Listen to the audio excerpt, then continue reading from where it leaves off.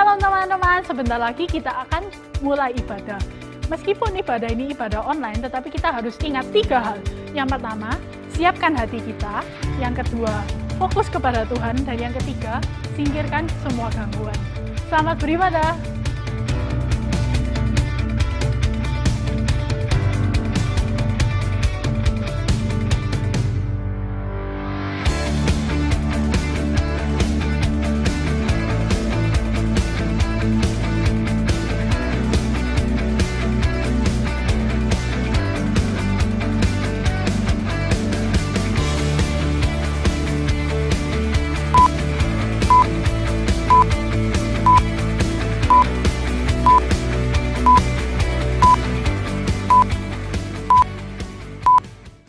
Selamat sore, apa kabarnya? Kita sudah lama tidak berjumpa ya, tapi kita mau tetap menyisihkan waktu yang terbaik buat Tuhan kita untuk beribadah. Sebentar kalau misalnya kita akan mulai beribadah, mari kita mau bersatu hati di dalam hadirat Tuhan. Tuhan, kami serahkan Tuhan kehidupan kami di dalam tangan-Mu. Kalau Tuhan sebentar lagi kami ingin bersekutu, walaupun Tuhan masih dalam online, tapi kami percaya Tuhan urapan-Mu terjadi secara pribadi atas setiap hidup kami. Terima kasih Tuhan, terima kasih. Dalam nama-Mu kami sudah berdoa dan mengucap syukur. Haleluya, amin.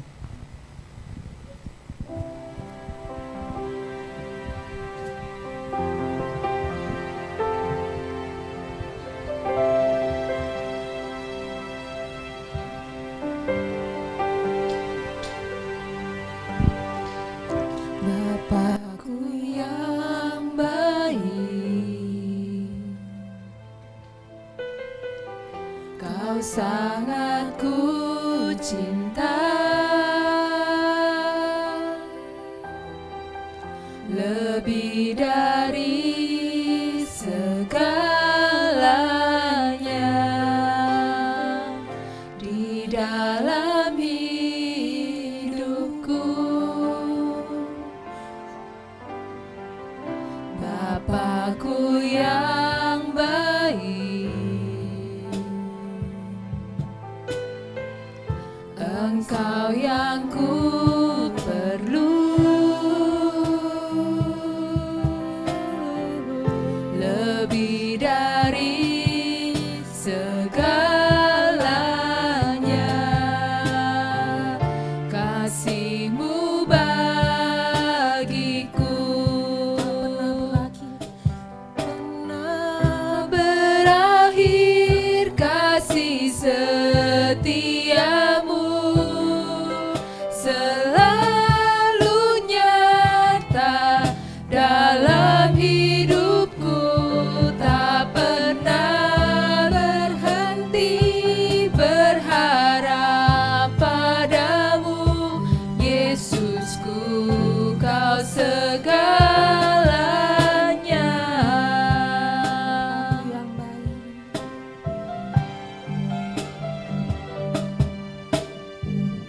Bapakku yang baik, Kau sangat ku cinta, lebih dari segalanya di dalam hidupku. Bapakku yang baik,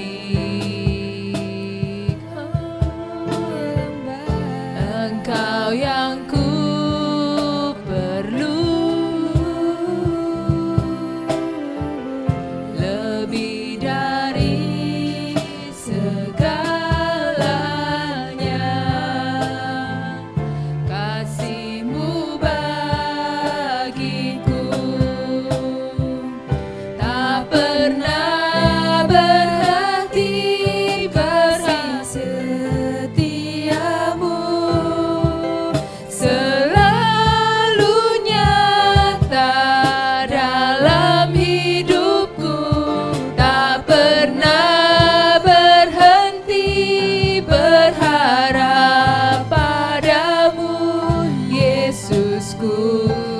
segalanya. Tak pernah berakhir kasih setiamu,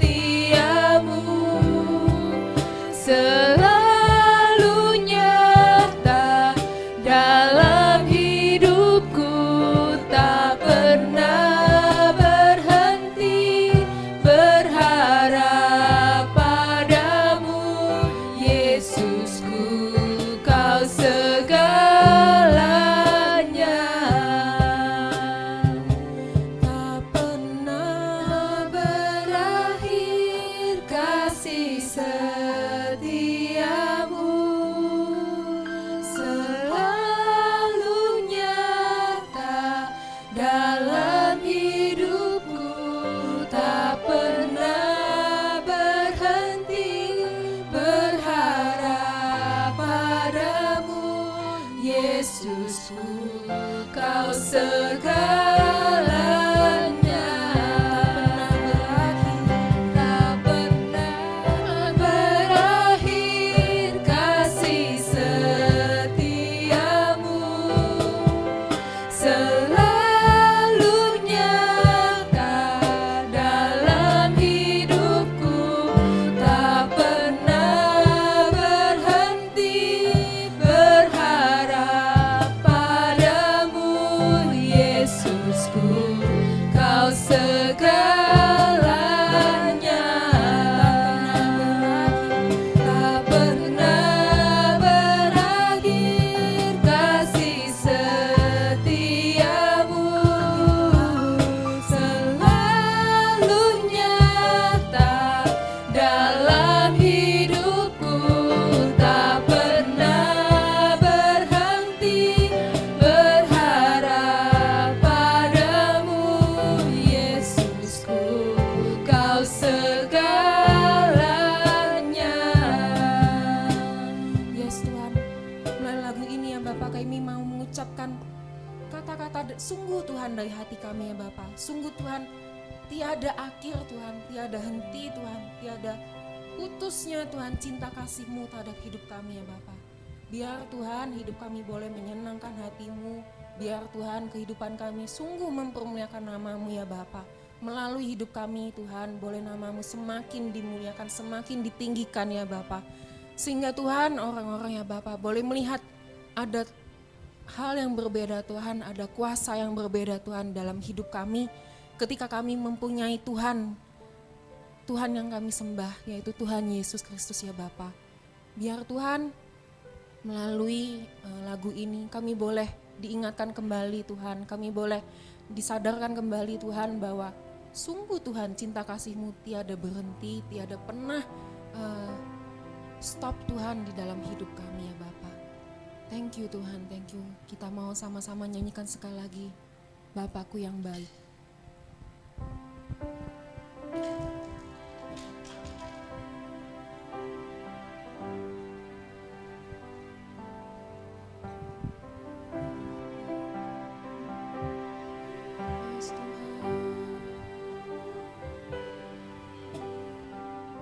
Bapakku yang baik, Kau sangat ku cinta, lebih dari segalanya. Kasih-Mu bagiku, Bapakku yang baik, Engkau yang ku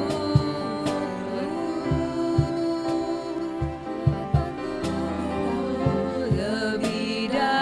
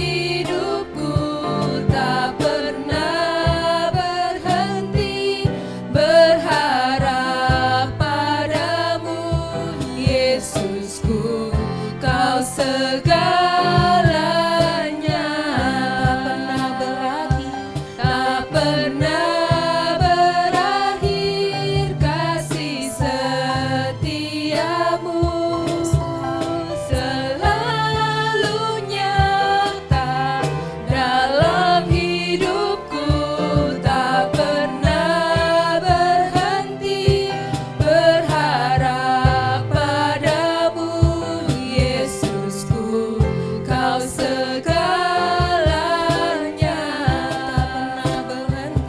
Tak pernah berakhir kasih setiamu, selalu nyata dalam hidupku. Tak pernah berakhir kasih padamu, Yesusku, kau segalanya. Yesusku, kau segalanya. Yesusku, kau segalanya. Thank you Tuhan, thank you ya Bapa. Kalau Tuhan sebentar lagi Tuhan kami ingin memuji namamu lebih lagi ya Bapa. Tuhan beri hati yang bersorak-sorai, beri hati yang bersuka cita karena Engkau ya Bapa. Terima kasih Tuhan, terima kasih Engkau memberkati ibadah sore hari ini ya Bapa. Dari awal hingga akhirnya ya Bapa. Biar Tuhan Roh Kudus-Mu yang bertahta, biar Tuhan namamu yang semakin ditinggikan ya Bapa. Thank you Tuhan, thank you. Di dalam namamu kami sudah berdoa dan mengucap syukur. Haleluya, amin. Ya, semuanya bersuka cita, amin. Amin. Ya, mari kita nyanyikan Benteng Hidupku.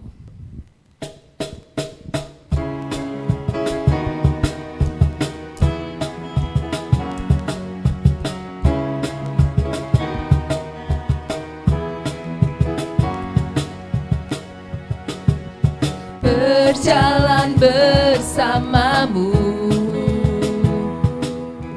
tak akan ku gentar. Tanganmu menopangku, jalani kehidupan.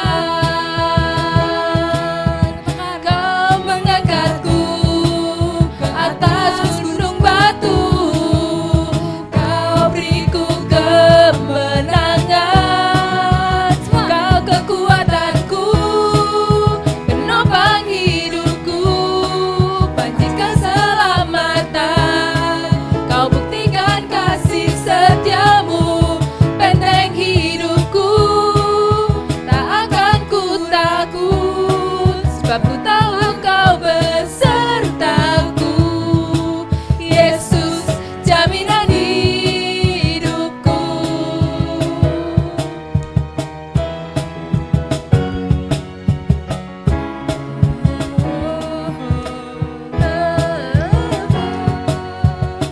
Semua katakan.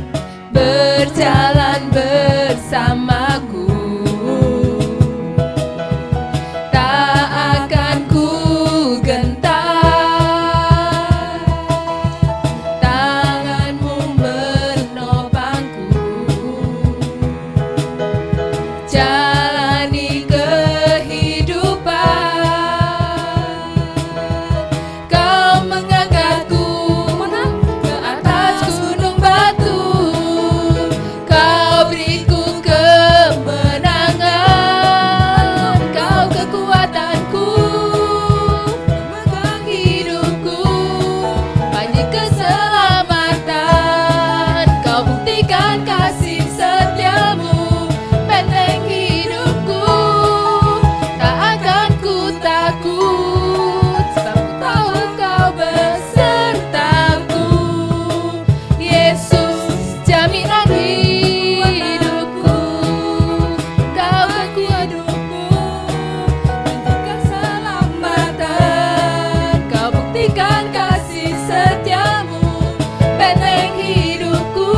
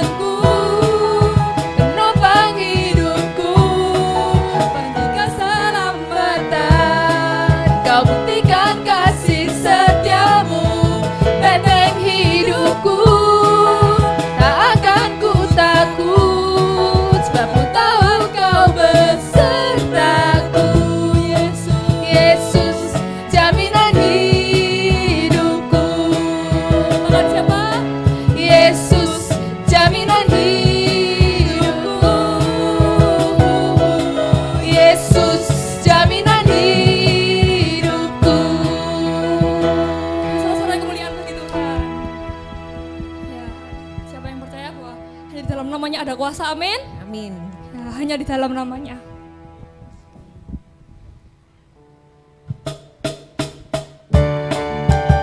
Semuanya percaya bahwa hanya firman-Nya saja Tuhan yang menerangi setiap jalan kita, amin. Mau katakan, Firman terangi jalanku, perisai iman di setiap waktu, lindungiku dari segala, tak pernah ku ragu, karena Dia bersamaku, setia menjaga dengan kuasa mulia. Hanya di dalam namanya Yesus, Dia sumber pengharapan di sepanjang hidupku. Hanya di dalam kuasa-Nya pasti tersedia kemenangan bagiku selama-lamanya.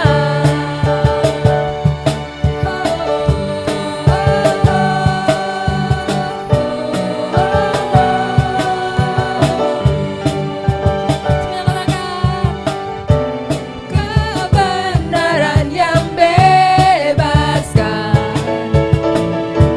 selalu berikanku kekuatan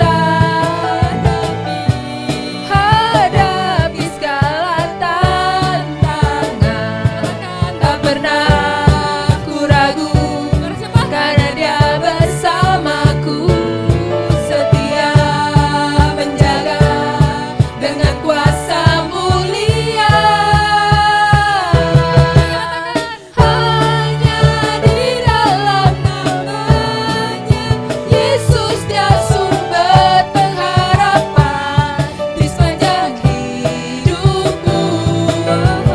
Hanya di dalam kuasa-Nya pasti tersedia kemenangan bagiku selama-lamanya. Hanya di dalam namanya Yesus, Dia sumber pengharapan di sepanjang hidupku. Hanya di dalam kuasa-Nya pasti tersedia kemenangan bagiku selama-lamanya. Bagiku selama-lamanya. Bagiku selama-lamanya. Saudara-saudaraku yang puji Tuhan,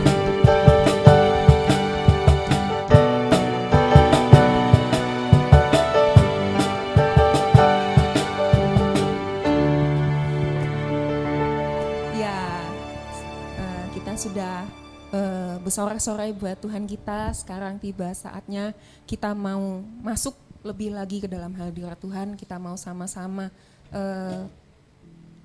lebih menyiapkan hati lagi sebelum menerima firman Tuhan.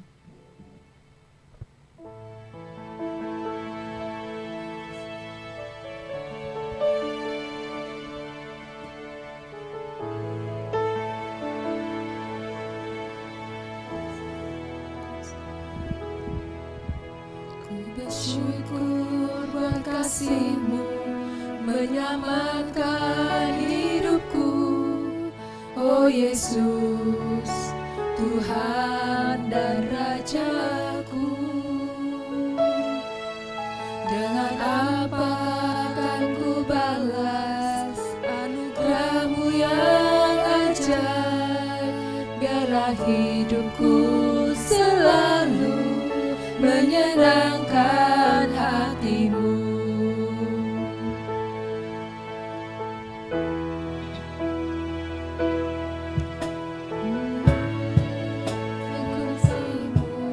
Menyelamatkan hidupku, oh Yesus, Tuhan dan Rajaku. Dengan apa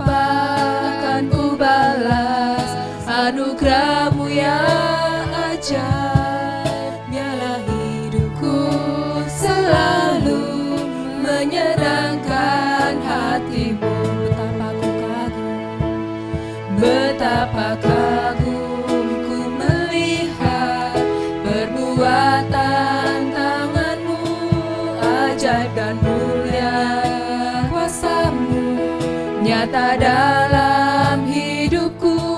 Sungguh ku tak dapat mengerti besarnya karyamu, oh indahnya, oh heran kasih-Mu.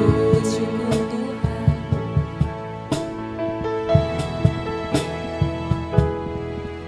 Ku bersyukur buat kasih-Mu menyelamatkan hidupku, oh Yesus, Tuhan dan Rajaku. Dengan apa akan ku balas anugerah-Mu yang ajaib? Biarlah hidupku selalu menyenangkan hati-Mu. Bersyukur Tuhan.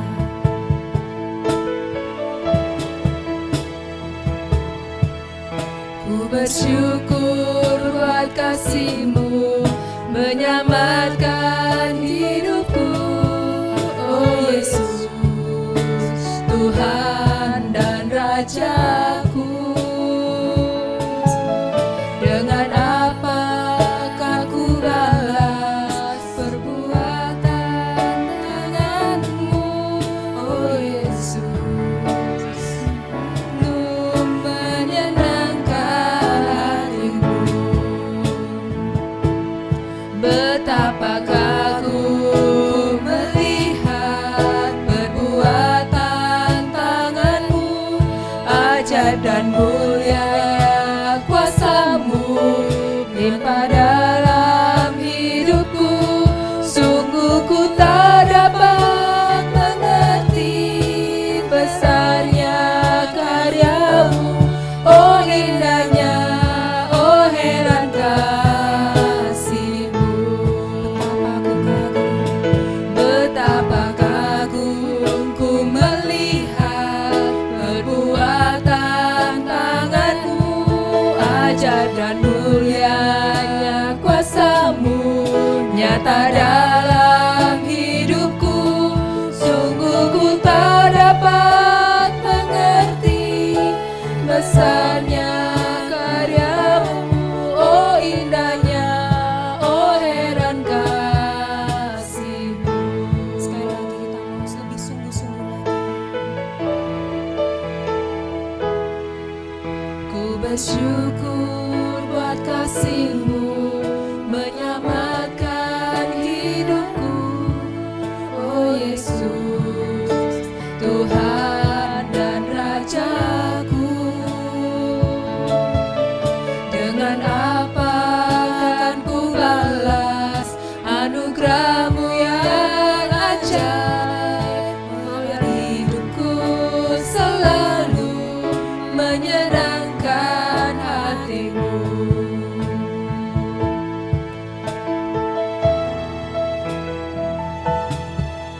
Ku bersyukur buat kasih-Mu menyelamatkan jiwaku, oh Yesus, Tuhan dan Rajaku.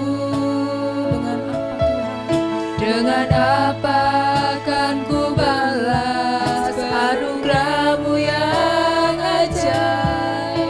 Biarlah hidupku selalu menyenangkan hati-Mu. Betapa kagum ku melihat perbuatan tangan-Mu, ajaib dan mulianya kuasa-Mu nyata dalam hidupku. Sungguh ku tak dapat mengerti besarnya karya-Mu, oh indahnya, oh heran kasih-Mu. Betapa kagum ku melihat perbuatan tangan-Mu,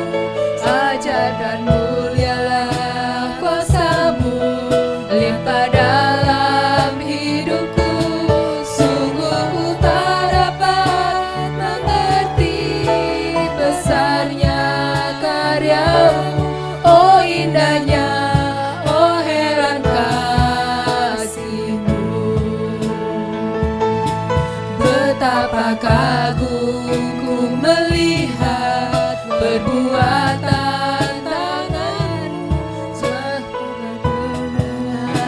kuasa-Mu limpah dalam hidupku.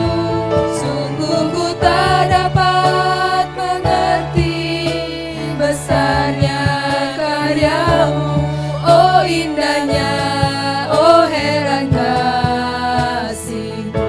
Oh indahnya, oh indahnya, oh heran kasih-Mu. Oh indahnya, oh indahnya kasih-Mu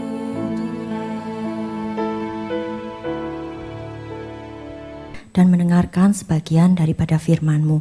Tuhan, tanamkan setiap benih firman-Mu ke dalam hati kami, sehingga kami boleh menjadi pelaku-pelaku firman-Mu dan menjadi terang dimanapun kami berada.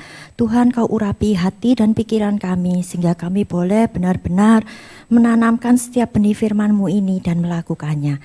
Hanya di dalam nama Tuhan Yesus kami berdoa dan mengucap syukur. Haleluya, amin. Ya, Shalom, selamat sore ya saudara sekalian. Pada sore hari ini kita akan kembali merenungkan firman Tuhan. Ya, jujur sebenarnya beberapa hari yang lalu pada saat Pipin WA ke saya, dia bilang gini, C bisa ndak isi firman untuk youth. Nah, saya ini sempat bingung. Ya bisa sih, bisa. Nah, terus saya cuma tanya sama Pipin, jam berapa Pin? Nah, Pipin itu langsung jawabnya itu enggak cuma jamnya. Jadi dia juga bilang apakah ada tambahan, temanya terserah. Nah, kalau tema terserah ini jujur buat saya juga bingung, karena saya biasanya kan ngisi di doa pagi sudah ada ayat-ayatnya gitu kan. Nah, begitu saya disuruh cari tema sendiri, saya mulai aduh Tuhan, saya harus ngomong apa ya untuk anak-anak muda di tempat ini. Saya doa sungguh-sungguh, tiba-tiba terlintas di pikiran saya itu tentang Ananias dan Safira. Nah, saya bingung lagi, Ananias, Safira, ada apa dengan Ananias dan Safira ini ya? Terus saya mulai lihat, baca Ananias dan Safira. Nah, di situ Tuhan itu berbicara gini, ya kamu lihat tentang kehidupan dari Ananias dan Safira, itu ada di Kisah Para Rasul. Nah, kalau kita mau baca di Kisah Para Rasul, pasal-pasal awal, di situ dituliskan kalau kita lihat ya Kisah Para Rasul ini bercerita tentang di mana jemaat mula-mula, jadi setelah Tuhan Yesus naik ke surga, jemaat mula-mula ini menantikan kehadiran Roh Kudus. Dan dari pasal pertama itu dituliskan bahwa Roh Kudus yang dijanjikan itu sudah turun, mereka sudah menerima Roh Kudus, bahkan perjalanan bagaimana jemaat mula-mula. Nah, di pasal yang kelima baru akan kita temui kisah dari Ananias dan Safira ini. Kalau kita lihat ya di Kisah Para Rasul ini, sebenarnya Ananias dan Safira ini termasuk dari jemaat yang mula-mula. Nah, kalau kita baca di Kisah Para Rasul pasal yang kedua, ayat yang ke-41 sampai ke-47, itu sebenarnya adalah ciri-ciri dari jemaat yang mula-mula. Antara lain ya, enggak usah dibaca semua, saya akan berikan garis besarnya ya. Antara lain jemaat mula-mula itu adalah jemaat yang benar-benar cinta akan Tuhan. Mereka sudah dipenuhi dengan Roh Kudus, mereka hidup bersekutu dengan Tuhan dan banyak menerima mujizat-mujizat dari Tuhan. Cuman yang aneh ya bagi saya, kenapa di tengah-tengah jemaat yang sudah penuh dengan Roh Kudus, ternyata Ananias dan Safira ini bisa melakukan perbuatan yang tidak disukai Roh Kudus, atau dengan kata lain mendukakan Roh Kudus, yaitu dengan berkata tidak jujur. Nah, saya juga waktu merenungkan ayat ini, saya bilang iya ya Tuhan, kenapa ya? Padahal di lingkungan sekitar mereka itu penuh Roh Kudus, mereka begitu antusiasnya menyembah Tuhan, bahkan mereka menerima banyak sekali mujizat. Kenapa sampai mereka ini masih bisa berbuat dosa? Nah, di situ Roh Kudus bilang gini, makanya hati-hati. Nah, sore hari ini kita sama-sama belajar ya. Hati-hati, sekalipun kita berada di lingkungan yang penuh dengan Roh Kudus, ternyata iblis itu masih mengincar kita. Justru semakin kita ini semakin berada di tengah-tengah lingkungan yang istilahnya penuh dengan Roh Kudus, kita ini harus waspada. Karena iblis itu mencari celah, ya contohnya di kasus Ananias dan Safira ini. Nah, di situ Tuhan itu bilang gini, kamu sampaikan ya pesan untuk anak-anak youth di tempat ini bahwa untuk menjadi anak-anak Tuhan itu diperlukan integritas. Nah, integritas itu kalau kita lihat ya artinya di Kamus Besar Bahasa Indonesia itu adalah mutu, sifat atau keadaan yang menunjukkan kesatuan yang utuh sehingga memiliki potensi dan kemampuan yang memancarkan kewibawaan dan kejujuran. Ya, memang kalau dilihat dari pengertian di Kamus Besar Bahasa Indonesia ini, pengertiannya sebenarnya integritas itu sangat kompleks. Ya, tetapi sore hari ini kalau saya boleh sederhanakan, hal yang paling sederhana dari integritas itu adalah kejujuran. Nah, Tuhan itu mau kita ini jujur, baik dalam perkataan, pikiran, dan juga perbuatan kita. Nah, Tuhan itu tanamkan ya, waktu saya merenungkan ini, Tuhan itu benar-benar tanamkan. Bilang ke anak-anakku untuk memiliki integritas. Dengan kata lain, miliki kejujuran. Ya, kita tahu ya, dalam kehidupan sehari-hari ini, kita bisa dengan gampangnya berbuat dosa, terutama dosa kebohongan. Kalau kita lihat bahkan di Alkitab pun dari pasal pertama di kitab Kejadian itu, dosa yang pertama kali dilakukan adalah tidak jujur. Tidak jujur dalam arti bukan langsung berbohong. Ya, kalau kita lihat di Kejadian pasal pertama itu adalah pada saat Adam dan Hawa dicobai. Ya, di mana kita sudah tahu ceritanya saat itu iblis dalam bentuk ular ini merayu Hawa. Nah, merayu Hawa dan akhirnya mereka jatuh dalam dosa, dan pada saat Tuhan datang, bukan Tuhan Yesus ya, Tuhan Bapa itu datang ke Taman Eden itu mencari Adam dan Hawa, mulai berkelit. Ya, Adam dan Hawa berkelit. Dia tidak jujur kalau dia sudah berbuat dosa, tetapi malah mencari kambing hitam. Dengan kata lain, dia tidak mau mengakui dosanya, tetapi malah mengatakan bahwa dia tidak salah. Yang salah karena perkataan dari iblis, yaitu ular. Nah, kita lihat di Alkitab pun kejatuhan yang pertama itu karena tidak jujur, tidak mau mengakui kesalahan. Nah, kalau kita lihat coba ya, kita lihat di Kisah Rasul pasal yang ke-5, ini dituliskan tentang Ananias dan Safira. Kita baca per ayat ya. Kita mau baca di ayat yang pertama dan kedua. Di situ dituliskan, ada seorang lain yang bernama Ananias. Ia beserta istrinya Safira menjual sebidang tanah.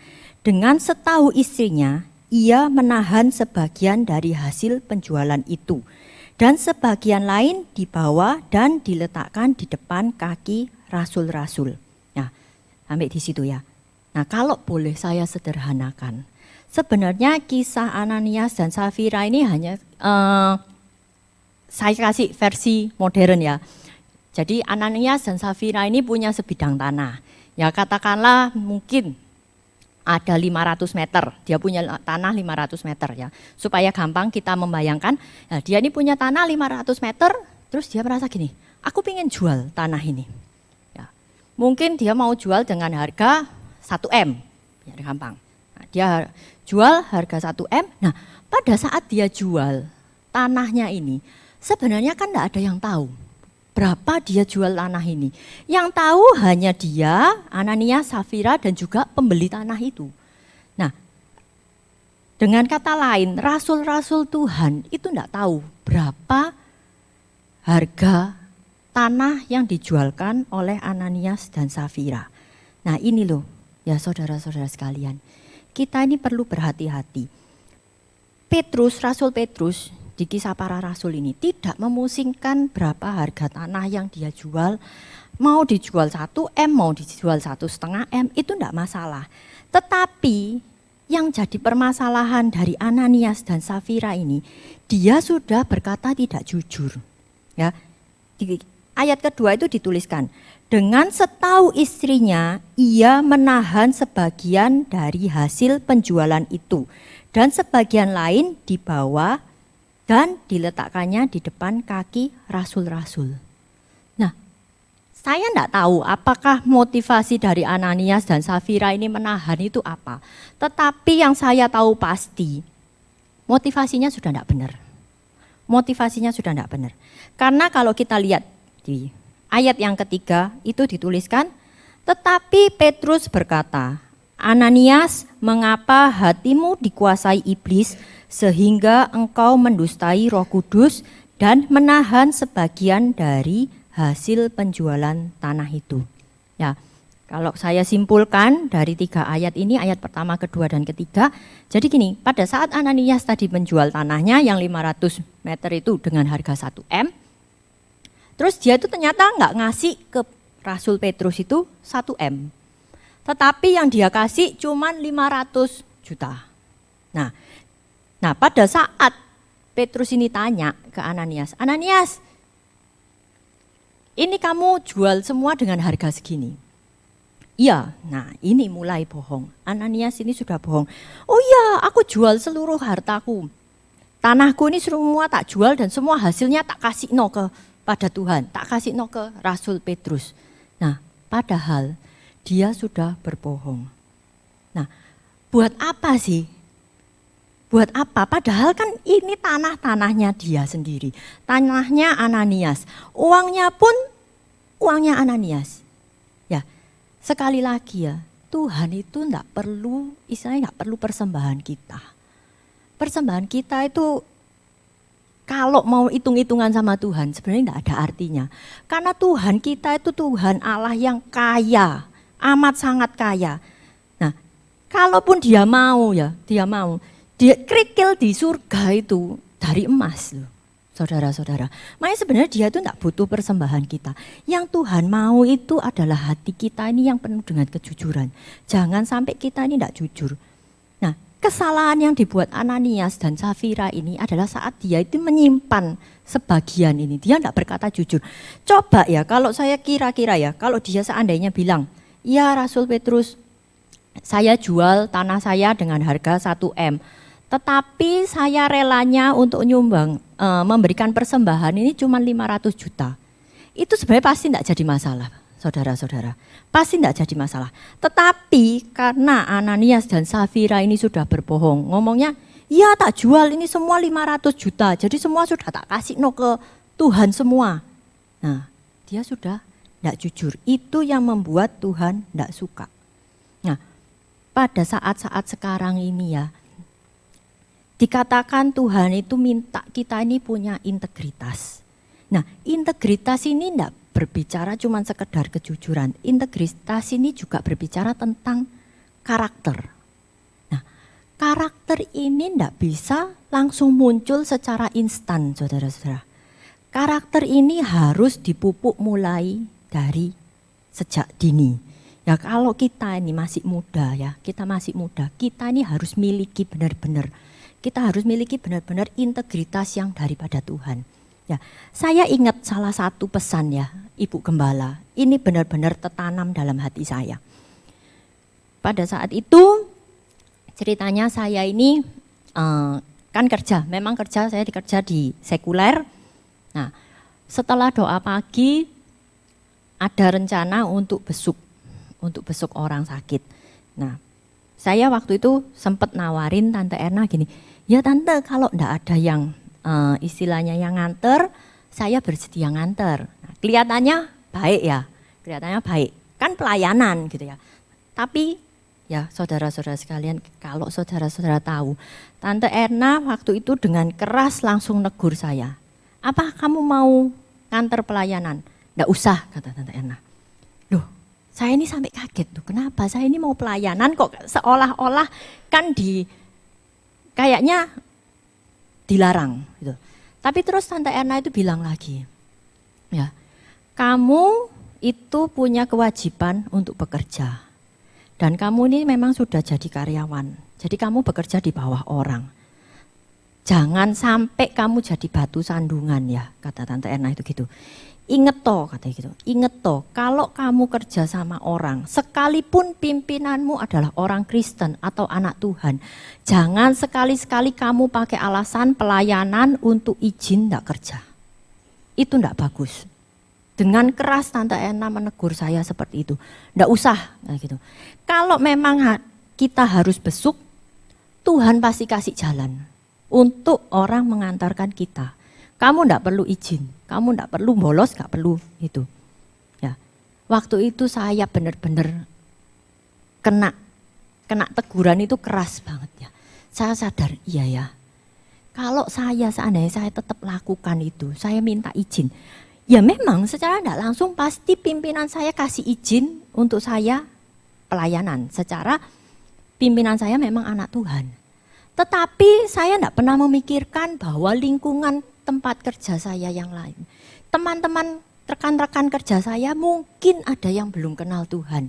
Mungkin ada yang masih agama lain atau ya pokoknya sama sekali belum kenal Tuhan.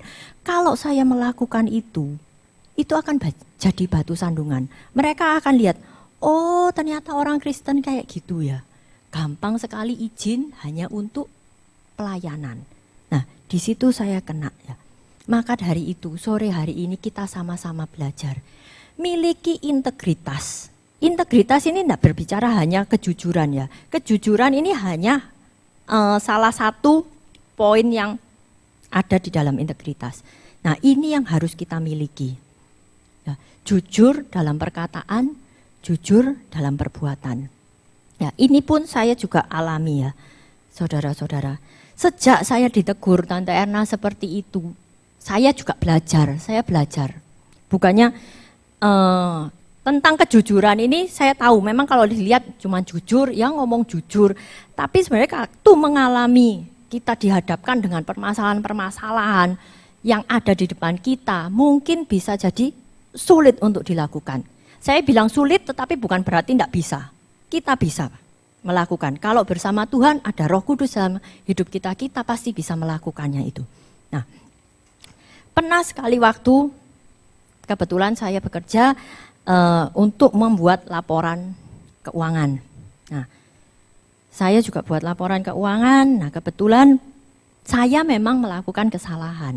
Nah, pada saat di perhadapan seperti itu, sebenarnya bisa saja saya melakukan istilahnya merubah data. Nah, karena saya takut, mungkin saya bisa aja melakukan, wes datanya tak rubah. Jadi seolah-olah tidak ada masalah. Tetapi pada saat saya mau lakukan itu, hati saya ini tidak enak. Tuhan itu bilang gini, kamu ngelakuin itu, berarti kamu sudah tidak jujur. Sekarang kalau seandainya kamu ngaku aja sama pimpinanmu, apa sih yang paling parah? Ya, Roh Kudus itu kayak gitu. Yang paling parah apa sih? Saya bilang gini, ya yang paling parah dimarahi habis-habisan. Kalau memang dimarahi masih belum cukup, ya kemungkinan terburuk saya dipecat. Saya bilang gitu sama Roh Kudus. Ya sudah. Tetapi kamu di hadapan Tuhan itu kan benar. Jadi saya ini tawar-menawar, pada saat itu saya tawar-menawar sama Roh Kudus. Tapi ya apa nih dipecat, saya kan enggak punya kerjaan gini. Sudah, Roh Kudus cuma bilang gini, kamu mau taat firman Tuhan atau enggak? Ya sudah, akhirnya saya taat. Saya akhirnya bilang ke pimpinan saya, maaf Bu, saya ada kesalahan hitung. Saya ada kesalahan hitung di sini. Nah, ternyata ya saudara-saudara sekalian, semua itu enggak sesuai dengan yang saya pikirkan. Kalau saya tadi pikirkan gini, waduh kalau saya ngaku saya ini salah ngitung, pasti saya ini akan dimarahi habis-habisan dan kemungkinan terburuk saya akan dipecat, gitu ya. Tetapi ternyata apa, saudara-saudara? Pada saat saya ngaku, saya bilang, ini loh saya salah di sini, datanya semua ada, saya bilang gitu. Tapi saya salah. Terus pimpinan saya cuma bilang gini, ya sudah, kamu kan ngerti pokoknya kalau memang datamu salah. Dan kamu tahu kan yang sebenarnya seperti apa. Iya saya tahu. Ya sudah direvisi aja. Dan nanti saya akan tanda tangan bahwa saya sudah mengetahui bahwa memang ini terjadi kesalahan gitu. Aduh, saya waktu itu plong banget gitu ya. Plong banget. Ternyata kalau ikut perintah Tuhan itu sama sekali tidak sesuai dengan yang kita pikirkan. Makanya itu benar kalau ada ayat firman Tuhan yang berkata, pikirkanlah semua yang baik, semua yang indah, semua yang berkenan kepada Tuhan. Jangan kita ini pakai pikiran sendiri dengan pikiran-pikiran yang negatif. Nah, berbicara tentang integritas, ini ada juga contoh ya, contohnya orang yang tak taat. Di 1 Samuel 15, pasal yang ke-15, itu enggak usah dibaca ya, saya jelaskan aja. Di situ bercerita tentang Raja Saul. Kita tahu sejarahnya Raja Saul. Dia itu bukan siapa-siapa, dia adalah dari suku yang paling kecil, yang paling gak terkenal, tetapi Tuhan sudah angkat dia sebagai raja. Tetapi hanya karena satu kesalahan saja, dia istilahnya disingkirkan. Tuhan gak mau lagi pakai dia sebagai raja. Kesalahannya adalah apa? Pada saat dia tidak taat. Ya. Kita bisa baca di 1 Samuel 15 ayat yang ke-22. Di situ dituliskan ya, 1 Samuel 15 ayat yang ke-22.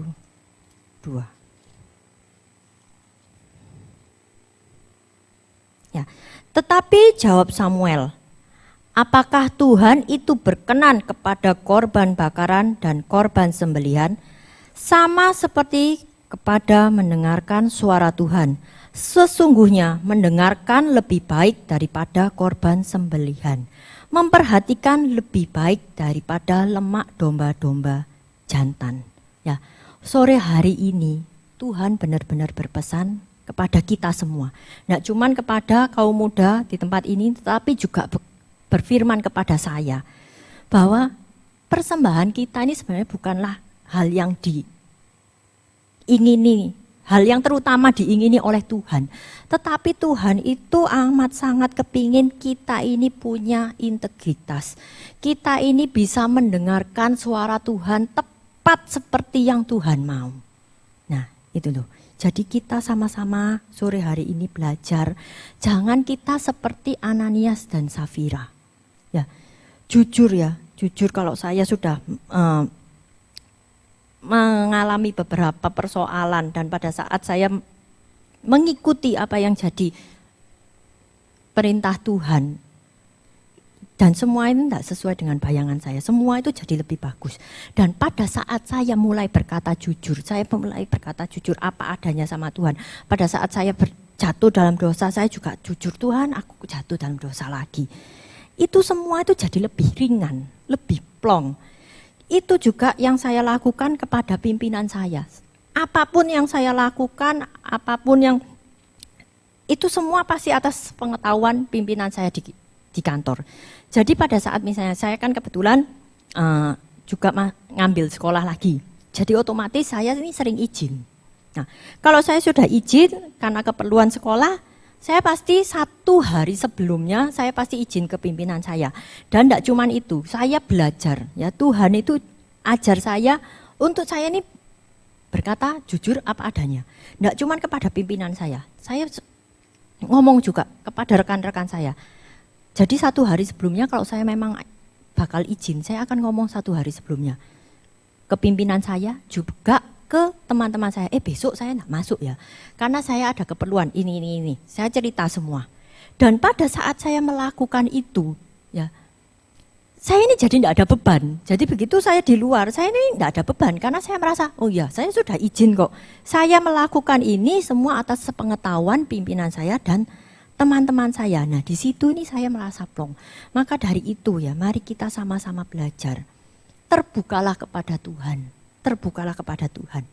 Ya, apapun yang jadi keluh kesah kita, apapun yang menjadi beban hidup kita, apapun yang jadi permasalahan kita atau dosa kita, akui itu secara jujur di depan Tuhan. Ya, itu yang Tuhan mau dan saya merasa Tuhan memang benar-benar ingin bahwa kita sebagai anak-anaknya memiliki integritas yang daripada Tuhan. Sehingga dunia itu boleh lihat, kita ini berbeda dari mereka. Kita ini punya sesuatu yang memancarkan terang Tuhan. Dan mereka boleh melihat itu dan kita boleh menjadi suatu kesaksian. Bukan menjadi batu sandungan. Ya, sekian firman Tuhan, kiranya Tuhan Yesus memberkati.